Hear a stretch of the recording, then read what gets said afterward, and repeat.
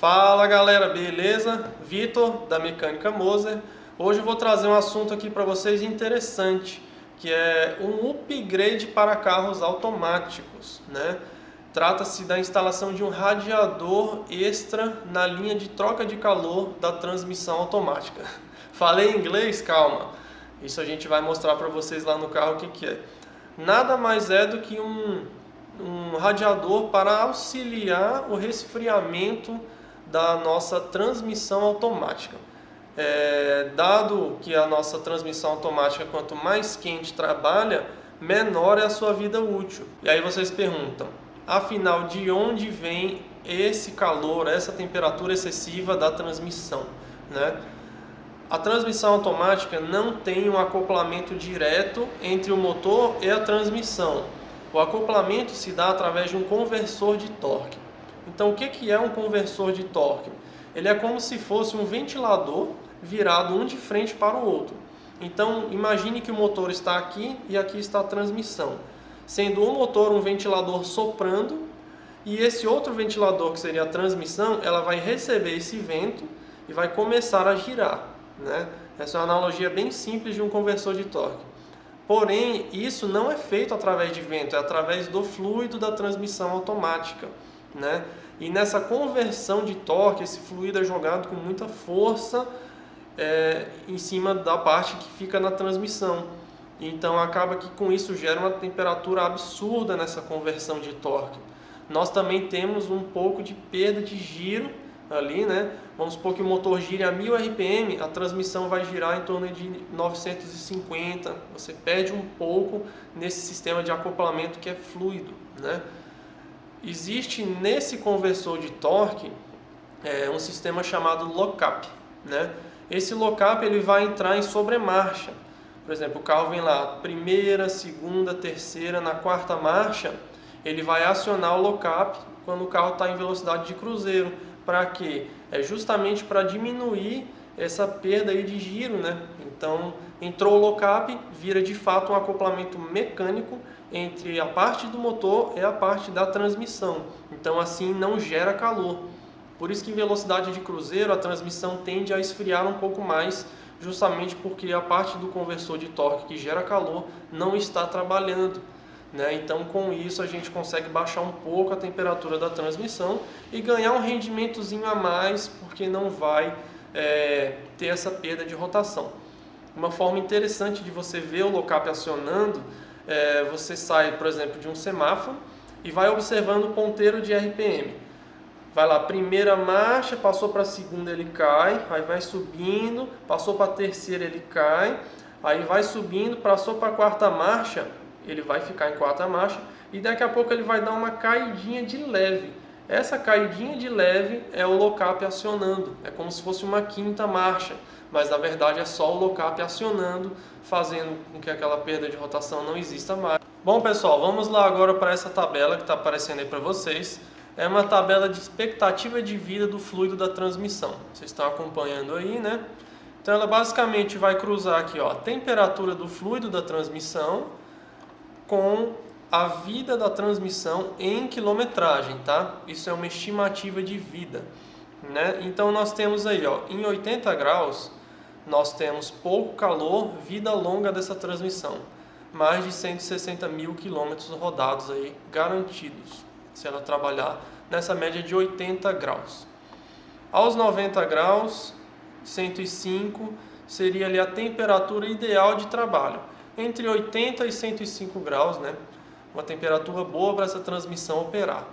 Chegando em 110 graus, nós já temos formação de borra nessa transmissão, né? É aquela graxa, é o óleo que vai ficando ali com resíduos sólidos, ele vai ficando mais grosso, mais denso, né? Então começa essa formação de borra a 110 graus. Aos 130 graus começa um dos maiores problemas, que é o fato das juntas dessa transmissão se enrijecerem, né? Elas endurecem. Eu vou mostrar para vocês isso na prática daqui a pouquinho, tá?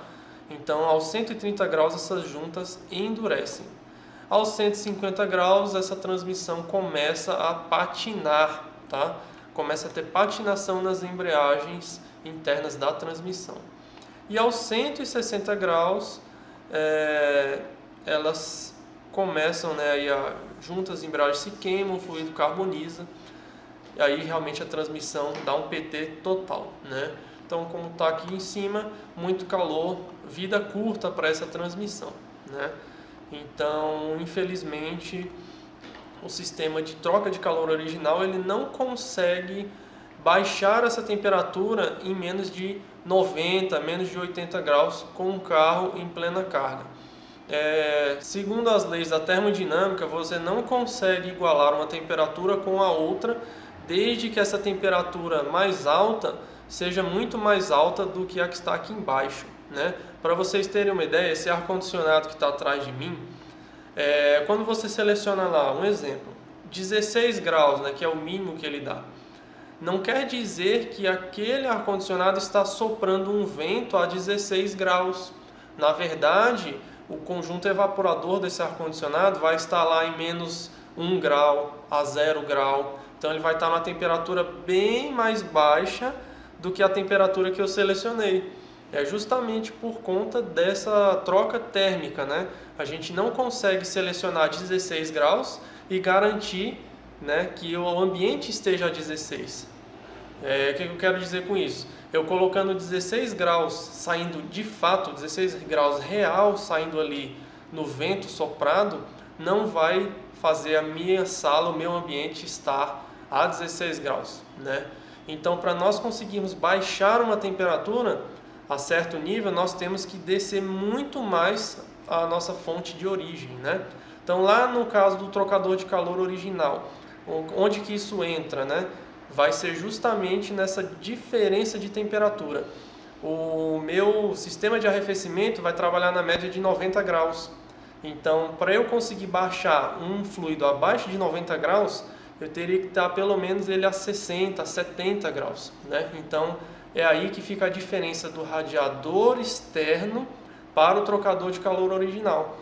Porque o radiador externo ele vai trocar calor com o ambiente, com o ar que passa por ele, né? O ar ambiente fica na média aí de 40 graus, dependendo da região, e não com 90, 95 graus, que é o sistema de arrefecimento, né? Então é aí que a gente vê a grande diferença.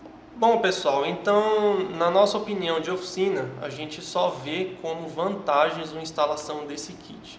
Muitas pessoas vão falar, só está querendo empurrar mais um serviço, está querendo inventar moda, uma coisa que não tem necessidade, né?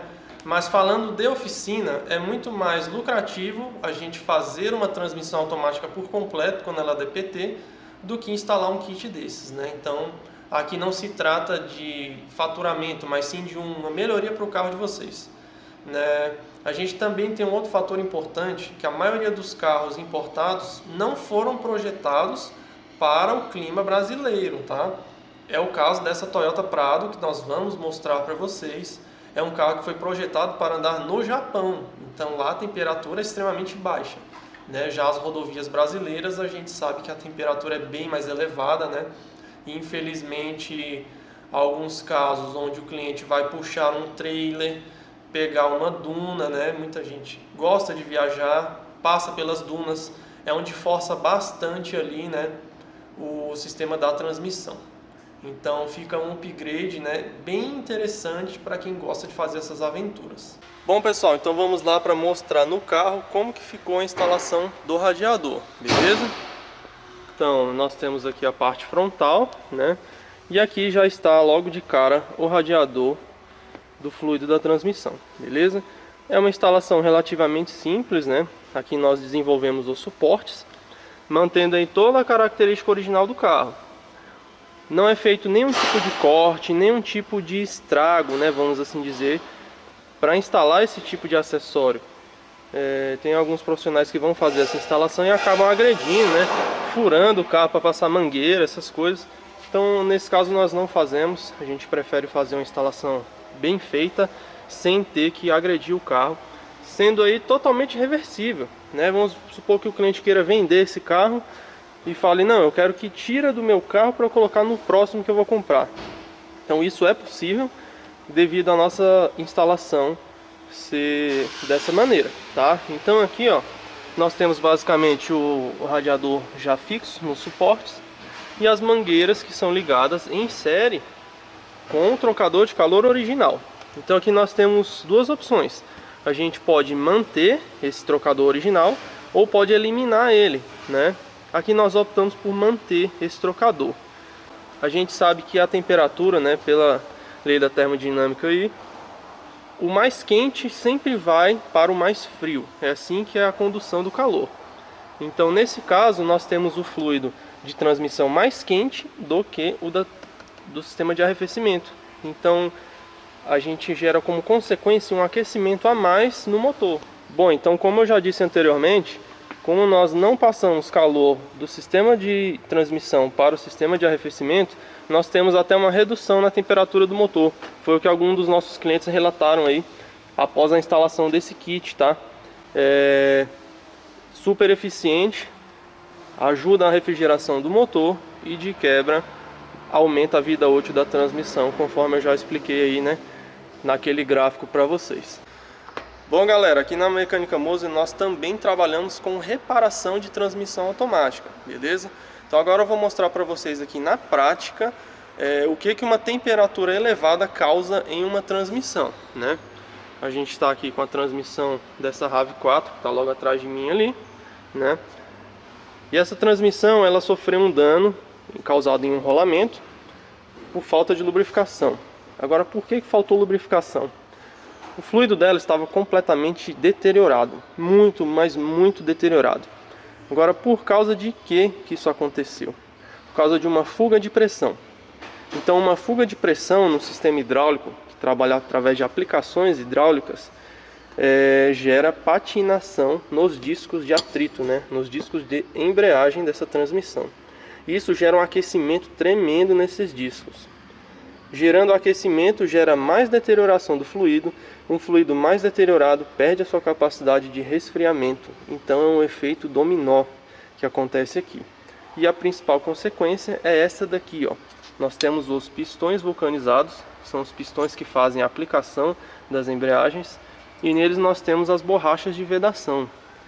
Essas borrachas estão ressecadas, percebam, ó, que ela mal se movimenta quando eu coloco a unha ali, ó. Isso daqui é para ser extremamente macio, igualzinho uma borracha de retentor, né? E ela está totalmente enrijecida, isso devido à elevação de temperatura. Isso em todas elas, tá? Ó, aqui também, ó, essa daqui mesmo, ó, perceba que a minha unha nem consegue movimentar essa borracha, ó, de tanto que ela tá rígida.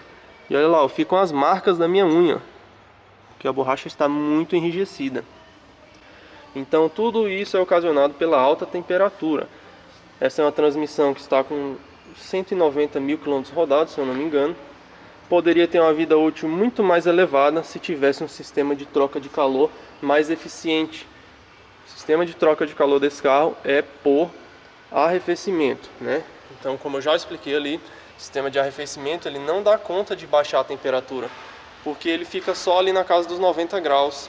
E você nunca vai conseguir deixar essa transmissão com 90 graus, estando ela trabalhando em plena carga, né? O conversor de torque gera muito calor, como eu já expliquei anteriormente para vocês, né? E o sistema de troca de calor original não dá conta. É só essa pecinha aqui, ó. Ele entra água nessa mangueira grossa e sai água aqui. E aí ele faz a troca de calor numa espécie de colmeia que tem, né? Então nas mangueiras grossas, que são essa daqui e essa, entra a água entra por aqui e sai por aqui. E nessas mangueiras mais finas são as da transmissão. O fluido da transmissão entra por aqui e sai por aqui. Então olha o tamanho da peça, é bem pequena. Você não tem muita eficiência aí na troca de calor. Existe também um problema sério que ocorre nessa peça aqui, principalmente na linha Jeep Renegade. Essa peça, conforme eu disse, ela entra água e também entra óleo. Então costuma nesses carros furar uma dessas galerias. E aí a água do sistema de arrefecimento começa a passar para dentro do fluido da transmissão, misturando aí água no óleo, né? A gente já pegou algumas transmissões dessas e foi o maior problemão.